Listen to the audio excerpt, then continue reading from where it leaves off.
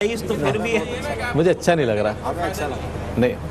ناظرین آپ کا خیر مقدم ہے، اور آج دیکھ رہے ہیں آپ کے حضرت سید خالد ظفر قدوائی چشتی نظامی رحمۃ اللہ علیہ کا 20واں سالانہ عرس پاک ہے، اور محکمہ اوقاف اور کے تعاون اور ARYQ-TV کی جانب سے الحمدللہ یہ محفل پوری دنیا میں پہنچائی جا رہی ہے، مذاکرہ اور اس کے بعد ہونے والی محفل۔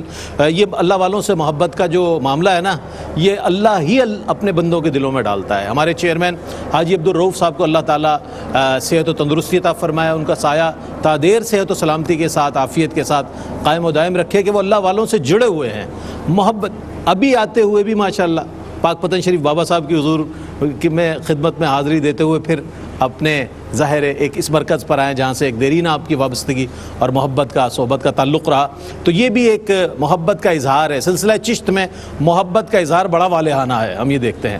تو سلسلہ چشت کے حوالے سے ہم بات کریں گے، ڈاکٹر عرفان اللہ صاحب موجود ہیں۔ قبلہ یہ فرمائیے گا، سلاسل طریقت کا ہر ایک کا فلیور الگ ہے، کلر الگ ہے، راستے جدا جدا ہیں، لیکن منزل ایک ہی ہے، سمت ایک ہی ہے۔ جس طرف یہ قافلے رواں دواں نظر آتے ہیں وہ بارگاہ رسالت مآب صلی اللہ علیہ وآلہ وسلم ہے، جہاں یہ سارے قافلے جا کر یکجا ہو جاتے ہیں۔ تو سلاسل طریقت میں اگر ہم بات کریں سلسلہ چشت کی جو خوبیاں ہیں، جو خصوصیات ہیں، میں چاہتا ہوں اس پر کچھ کلام فرمائیے۔ اس طرح ہے کہ اللہ تعالیٰ نے قرآن مجید میں یہی ارشاد فرمایا جو آپ فرما رہے تھے، والذین جاہدوا فینا لنہدینہم سبلنا، جو ہماری طرف آنے کی جستجو کرتا ہے، کوشش کرتا ہے، ہم اس کے لیے مختلف رستے کھول دیتے ہیں۔ تو یہ رستے مختلف ہیں، مرکز ایک ہی ہے، محور ایک ہی ہے، اور وہ نبی رحمت صلی اللہ علیہ وسلم کی ذات ہے۔ سلسلہ چشت میں جو چیزیں ہمیں بہت واضح نظر آتی ہیں، وہ ایک تو محبت اللہ کی ذات کے ساتھ، نبی رحمت صلی اللہ علیہ وسلم کے ساتھ والہانہ محبت جو عشق کے رتبے تک جاتی ہے، اور پھر اس نسخے سے باقی تمام منازل کو آسانی سے طے کر لیا جاتا ہے۔ عشق کے ساتھ وہ کہتے ہیں کہ العشق نار تحرق ما سوى المحبوب، عشق وہ آگ ہے جو محبوب کے سوا ہر کچھ جلا کے راکھ کر دیتی ہے، اور یہی اصل میں مقصد بھی یہ ہے کہ صرف اسی کی طرف اپنے آپ کو لگا لیا جائے، باقی سب کو مٹا کے محو کر دیا جائے، اور عشق کے آگ سے یہ منزل آسانی سے حاصل ہو جاتی۔ جی ہمارے مشائخ چشت نے علم کو اپنا اوڑھنا بچھونا بنایا۔ آپ مختلف ہمارے مشائخ چشت کے ملفوظات دیکھیں تو آپ کو نظر آئے گا کہ وہ ہمیشہ وہ خیرات علم کی تقسیم کرتے نظر آتے ہیں، قرآنی علم، احادیث مبارکہ کا علم، اور پھر ان کی پوری زندگی نبی رحمت صلی اللہ علیہ وآلہ وسلم کی سنت اور آپ کی اتباع کے مطابق۔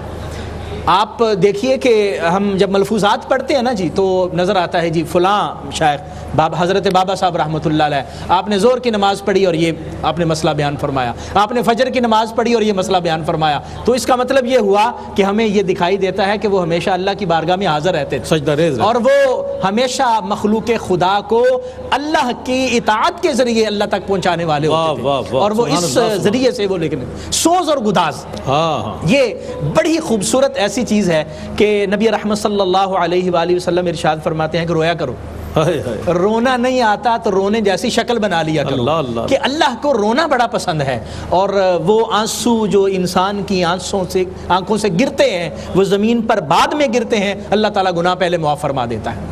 تو آنسو جو ہیں وہ انسان کے دل کو نرم بھی کرتے ہیں، انسان کے گناہوں کو مٹاتے بھی ہیں، اور اللہ کا قرب بھی عطا کرتے ہیں۔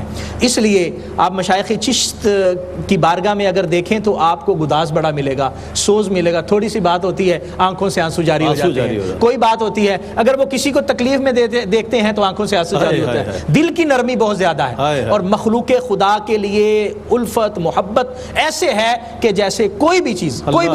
ایک بزرگ کا واقعہ میں پڑھ رہا تھا کہ وہ تشریف لے جا رہے تھے اپنے مریدین کے جیلوں میں، اب رک گئے تو کسی نے کہا کہ حضور رکے کیوں ہیں؟ آپ نے فرمایا وہ دور دیکھو، وہ ایک کتا ہے، وہ اپنی حاجت سے فارغ ہو رہا ہے، تو میں اس لیے نہیں آگے گیا کہیں وہ کتا ڈر کے بھاگ نہ جائے اور اس کو تکلیف نہ ہو، میں اس لیے رک گیا ہوں۔ یعنی آپ اندازہ لگائیے کہ یہ ہمارے مشائخ اور ہمارے جو بزرگ ہیں ان کا یہ سبق ہے، اور اس خوبصورت سبق کے ذریعے وہ مخلوق کو اللہ تک لے جاتے ہیں، اور اہل چشت کے یہ اوصاف اور یہ خصائل ہمیں بتاتے ہیں کہ اللہ تبارک و تعالیٰ کے نیک بندے کس قدر بلند پایا ہوتے ہیں۔ واہ واہ، سبحان اللہ سبحان اللہ۔ سلسلہ چشت پر بات ہو رہی ہے، چونکہ صاحب عرس جو ہیں وہ چشتی نظامی ہیں، تو ہم ان کے جد کی طرف ہیں بھی، اور ان کی جو تعلیمات تھی اس کے حوالے سے ہم بات کریں گے کہ آپ نے پڑھا سنا ہوگا کہ 90 لاکھ جو ہے غیر مسلموں کو حضرت خواجہ خواجگاں معین بے کساں سلطان الہند حضور خواجہ معین الدین چشتی اجمیری المعروف غریب نواز رحمۃ اللہ تعالیٰ علیہ نے 90 لاکھ لوگوں کو مشرف و اسلام فرمایا. حضرت خواجہ معین الدین چشتی اجمیری رحمۃ اللہ علیہ اور حضرت خواجہ قطب الدین بختیار کاکی رحمۃ اللہ تعالیٰ علیہ، حضرت بابا فرید الدین مسعود گنج شکر رحمۃ اللہ تعالیٰ علیہ، حضرت نظام الدین اولیاء رحمۃ اللہ علیہ، حضرت صابر علاء الدین، یہ سارے سلسلے جو ہیں یہ سلسلہ چشت کے وہ روشن چراغ ہیں جنہوں نے اپنے اپنے علاقوں میں طریقت کے چراغ روشن کی اور لاکھوں لوگوں کو مشرف و اسلام. اچھا یہ فرمائے گا مفتی صاحب کہ اتنا زود اثر طریقہ، ویسے ہم دیکھا جائے تو آج جس طرح سوشل میڈیا بڑا عام ہے، علماء حضرات کے خطابات اور فتاوے اور سب چیزیں عام ہیں، لیکن لوگوں کی جو کنفیوژنز ہیں نظر آ رہی ہیں. لیکن اللہ والے جہاں قدم رکھتے تھے لوگوں کو تیقن پر لے آتے تھے، وہ لوگوں کو جوک در جوک خاندان در خاندان مسلمان ہو جایا کرتے تھے. آپ یہاں پہ گاؤں کے گاؤں مسلمان ہو رہے ہیں. وہ کیا طریقہ تھا سلسلہ چشت کے اولیاء کا کہ جس میں اتنی اثر انگیزی تھی کہ 90 لاکھ کی تعداد مسلمانوں کی نظر آتی؟ کیا فرمائیے سر؟ وہ آپ نے ایک لفظ بول دیا تیقن کا. صوفی کا بنیادی کام ہی یہ ہوتا ہے کہ وہ کنفیوژن سے نکالتا ہے، تیقن کی منزل پہ لے آتا ہے اور یقین کی منزل سے آشنا کر دیتا ہے. کیا ہوا تذبذب سے نکال دیتا ہے. آنے والے کی اپروچ وہ پازیٹیو کر دیتا ہے، نیت کا کانٹا چینج کر دیتا ہے. کیا بات، اصل بات ہی یہ ہے. ہم نے ایسے بزرگوں کو، اللہ والوں کو بہت پھوٹ پھوٹ کے روتے ہوئے دیکھا. انہوں نے کہا کہ یار عجب تماشا ہے، المیہ ہمارا یہ رہا کہ جو کچھ لوگ ہم سے لینے کے لیے آ رہے تھے وہ ہمارے پاس تھا نہیں، اور جو ہم دینا چاہ رہے جو ہم لے کے بیٹھے ہوئے تھے وہ کسی نے مانگا ہی نہیں. تو یہ سمجھیے اس بات کو، ان مجالس، محافل، ایسی ٹرانسمیشنز، ان کا مدعا کیا ہے کہ ہم کسی کو مرشد بناتے ہیں، کسی کامل کے پاس جاتے ہیں، کسی کے ہاتھ میں ہاتھ دیتے ہیں، بیعت کرتے ہیں. تو بیعت کا معنی یہ ہے کہ آپ اپنے آپ کو بیچ رہے ہیں، سپرد کر دینا. بیچنا، سپردنا، یہ سپرد کرنا تو اس کا محاوراتی ہے نا ترجمہ. با یبیو بیعتن کا معنی بیچنا، بیع کہتے خرید و فروخت ہے. یعنی آپ بیچ رہے ہیں اپنے آپ کو. کیا مطلب ہے؟ آپ اس کے ہاتھ میں اپنے آپ کو بیچ رہے ہیں، اس کے بدلے میں آپ کیا ڈیمانڈ کیا کر رہے ہیں؟ کس کے بدلے میں سودا ہو رہا ہے؟ کہ وہ آپ کو آخرت میں کامیابی کی منازل سے ہمکنار کروائے، اس راستے پر چلائے کہ آپ کی آخرت کامیاب ہو جائے. تو یہ کوئی معمولی بات تھوڑی ہے. تو آپ اپنے آپ کو فروخت کر رہے ہو صرف اس بات پر کہ وہ پھونک مارے اور میرا کاروبار جو ہے وہ بڑا سکسیسفل ہو جائے، وہ تعویذ دے اور جناب میری ساری مشکلات آسان ہو جائیں. یہ ہماری اپروچ ہی ہے. اور پھر ہم کہتے ہیں جس پیر پکڑنا ہو، ہم نے مرشد بنانا ہو، تو سب سے پہلے کہتے ہیں جی اس کی کرامات کتنی ہے. سب سے پہلے ہم کہتے ہیں کہ جس کا پروٹوکول کتنا ہے. ہم دیکھتے ہیں ہٹو بچو والا ہے یا نہیں ہے، ارادت کتنا بڑا. ہاں جب آپ یہ دیکھ کے جاتے ہیں تو ایسا پیر ساری زندگی آپ کو اپنے قریب پھٹکنے بھی نہیں دیتا. آپ کی جوتیاں گھس جائیں گی، وہ اپنے قریب نہیں آنے دے گا. پہلے آپ دیکھو تو صحیح کہ وہ کیسا بندہ ہے. وہ یہاں پھر مجھے واقعہ وہی حضرت بایزید بستامی علیہ الرحمہ کا یاد آ رہا، اور بہت سارے دیگر بزرگان دین کی طرف بھی منسوب ہے. مدعا یہ ہے کہ اس سے سبق حاصل کرنا ہے کسی بھی بزرگ کا ہو. تو وہ ان کے پاس کوئی بندہ بیعت ہونے کے لیے گیا تھا. تو آپ نے فرمایا بھائی اتنی، اس نے کہا جی میں بیعت ہونا چاہتا ہوں. آپ نے فرمایا اتنی جلدی کیا ہے؟ پہلے ذرا ہمیں دیکھ تو لو. ہمارے شب و روز دیکھو، سفر و حضر دیکھو، خلوت و جلوت دیکھو، نشست و برخاست دیکھو، حال اور کال دیکھو. پہلے ہمیں پرکھو، جانچو وہ پیرامیٹر شریعت کے جو ہیں جہاں سے بات ہوئی تھی اتباع رسول. ہم نے یہ چھوڑ دیا، خود اس سے ڈی ٹریک ہوئے. آپ روتے ہیں کہ فلاں ہمیں لوٹ گیا، فلاں یہ کر گیا. پیمانے تو ہم نے اپنے خود بدلے ہیں، ہم نے خود بدلے، اپنی اپروچ بدلی، اپنا معیار بدلا، اپنے مسلک اور دین کو بھی بدنام کیا.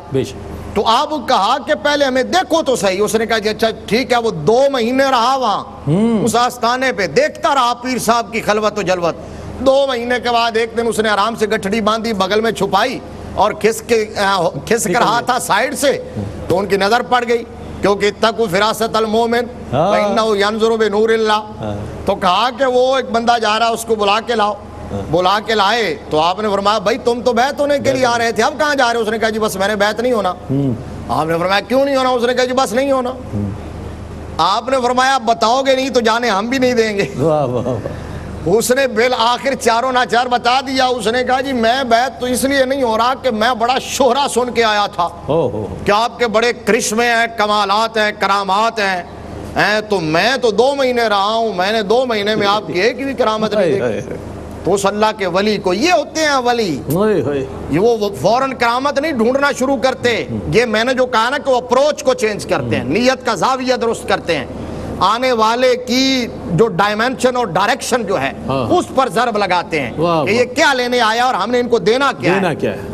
اگر اللہ والے کی بارگاہ میں بیٹھ کے بھی پرمٹ کی بات ہو, اگر وہاں بھی پلاٹ کی بات ہونی ہے, وہاں بھی گاڑی کی بات ہونی ہے, وہاں بھی بنگلے کی بات ہونی ہے, تو پھر وہاں لینے کے لیے کیا ہے؟ آج ہمارے موسٹلی لوگ تو ایسے ہیں کہ وہاں لوگ دین لینے کے لیے گئے تھے, انہوں نے پوچھا کہ سوسائٹی میں پلاٹ کی ریٹ کیا ہے, وہاں وہ فلاں گاڑی جو ہے اس کو اسپیشل نمبر کیسے لگتا ہے. اگر آپ اس طرف قوم کو لے کے جائیں گے تو پھر آپ کا مسلک سروائیو کیسے کرے گا, آپ کی فکر آگے کیسے بڑھے گی. تو آپ نے کہا, اس نے کہا جی میں نے 2 مہینے میں کرامت کوئی نہیں دیکھی. آپ جلال میں آ گئے, آپ نے فرمایا اچھا مجھے یہ بتا کہ 2 مہینے یہاں رہا ہے, اس 2 مہینے کے اندر تو نے فقیر کا کوئی ایک کام شریعت مصطفیٰ کے خلاف دیکھا ہے؟ اللہ اللہ اللہ, سنت مصطفیٰ کے خلاف دیکھا ہے؟ اس نے کہا جی نہیں دیکھا. تو آپ نے فرمایا پھر اس سے بڑی کرامت اور کیا ہو؟ آپ نے فرمایا اگر ہواؤں میں اڑنے کا نام کرامت ہے تو پرندوں کو اپنا مرشد بنا لے, مچھلیوں میں تیرنے کا نام کرامت ہے تو پھر پانی میں تیرنے کا نام کرامت ہے تو مچھلیوں کی بیعت کر. فرمایا اس کا نام ہے ولایت, اور اس کا نام یہ ہے اللہ والوں کی بارگاہ سے جو پیغام ملتا تھا وہ یہ جو ہم نے تصوف, طریقت, معرفت اور حقیقت میں الجھا دیا قوم کو, بہت سمپل چیز ہے. It is very simple thing. کسی کامل کے پاس بیٹھو, انہوں نے کہا کہ شریعت کی نیت کا نام طریقت ہے. بس شریعت کی نیت کا نام طریقت ہے. آپ ساری چیزیں ایکسرسائز کر رہے ہیں, نماز پڑھ رہے ہیں, روزہ رکھ رہے ہیں, حج کر رہے ہیں, زکوٰۃ ادا کر رہے ہیں, نیت اگر یہ ہے کہ مجھے حاجی نمازی کہا جائے تو بس پھر خالی ایکسرسائز ہے, اور قیامت والے دن اٹھا کے ساری چیزیں منہ پہ مار دی جائیں گی. اللہ فرمائے گا اب کیا لینے آیا ہے؟ کیا لینا ہے؟ یہ حدیث شریف ہے نا, تو نے اس لیے نماز پڑھی تھی کہ نمازی کہلوایا جائے, تو میں نے کہلوا دیا تھا, تو اب کیا لینے آیا ہے؟ تو وہاں یہ ہے کہ اگر نیت کا زاویہ درست ہے, شریعت کی نیت کا نام طریقت ہے, آپ اسی عبادت میں نیت کا زاویہ وہ کر لیں جو رابعہ بصریہ رضی اللہ تعالیٰ عنہ کا تھا. اللہ حضور سیدی داتا گنج بخش رحمۃ اللہ علیہ نے لکھا ہے آخری جملہ کہ حضرت رابعہ بصریہ رضی اللہ تعالیٰ عنہ رب کی بارگاہ میں عرض کیا کرتی تھی کہ یا اللہ اگر یہ تیری رابعہ تیری عبادت تیری جہنم کے ڈر سے کرتی ہے تو مجھے ضرور جہنم کا ایندھن بنانا, اور اگر جنت کے لالچ میں کرتی ہے تو مجھے جنت کے قریب بھی نہ جانے دینا. اللہ, اور اگر یہ تیری رابعہ تیری عبادت فقط تیرے دیدار کے لیے کرتی ہے, اللہ دیکھو شاہ صاحب نے جو جملہ کہا تھا یریدون وجہ, تیری رضا کے لیے کرتی ہے, تو پھر میری درخواست یہ ہے کہ میدان محشر میں مجھے اپنے دیدار سے محروم نہ کر. اللہ اکبر, اللہ اکبر. آپ نے مفتی صاحب نے پہلے اپنے سوال کے جواب میں ایک بڑی بنیادی بات ارشاد فرمائی تھی کہ جو ولایت جو ہے, ولایت کا معیار کرامت نہیں ہے, وہ اتباع مصطفیٰ صلی اللہ علیہ وآلہ وسلم ہے, اور یہ طریقت ہو, حقیقت ہو, معرفت ہو, یہ سب شریعت کے تابع ہے. شریعت ہے تو یہ تمام چیزوں کو آپ سامنے رکھ سکتے ہیں. ایک وقفہ ہے, وقفے کے بعد لوٹیں گے, اس حوالے سے اس مضمون پر, اس موضوع پر مزید سوالات کو شامل کریں گے. ہمارے ساتھ رہیے گا.